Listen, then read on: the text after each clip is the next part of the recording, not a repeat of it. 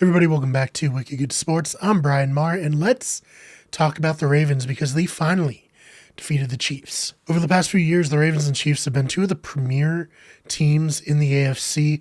However, the problem for the Ravens outside of, the playoffs has been that they have not been able to defeat the Chiefs. 2018, the Chiefs won 27-24. 2019, the Chiefs won 33-28.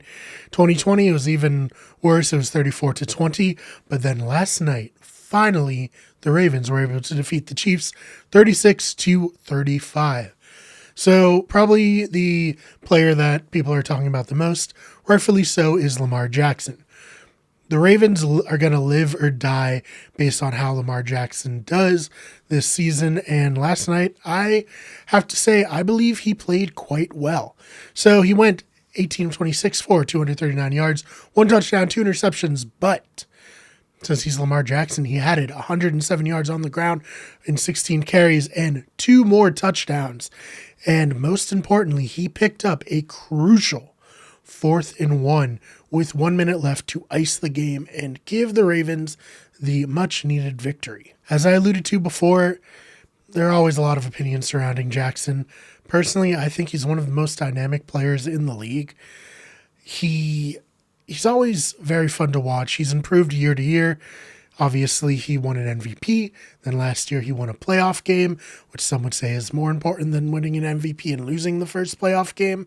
And now, this year, I expect him to lead the Ravens to the playoffs once again. It's also very important because the Ravens have proven that they are a good team. I mean, they're in the NFC North, one of the most difficult divisions, with, big wins every year over the Steelers and Browns and Bengals, but to a lesser extent, obviously.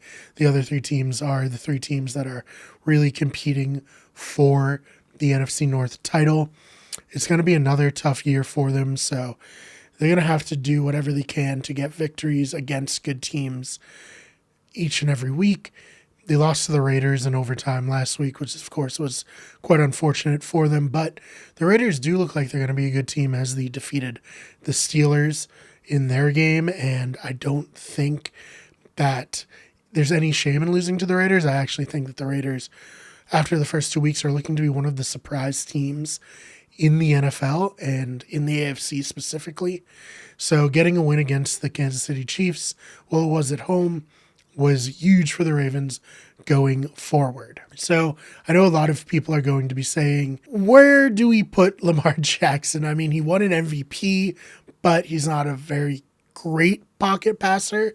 He's a very effective player when it comes to just making plays. And as I said, he's probably my favorite player to watch on a week-to-week basis. If people are doubting him going forward and his betting on himself, I would just remind everybody that in 2012, the Ravens had a quarterback who was very talented, but who had failed in the playoffs in his previous years, who bet on himself for a new contract in Joe Flacco. And he went on to win the Super Bowl. Am I saying that the Ravens are going to win the Super Bowl this year? Who knows? But it could be a fun capstone to see if Lamar Jackson, who took over for Joe Flacco, can follow the path set by Flacco before him.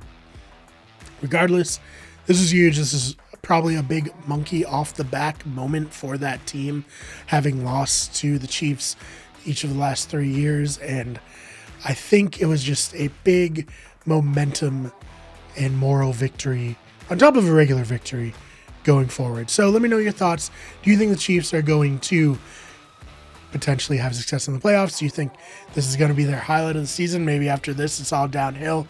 I don't think that's the case, but perhaps you do. Let me know in the comment sections down below what you thought of the game last night, and I will see you in the next one.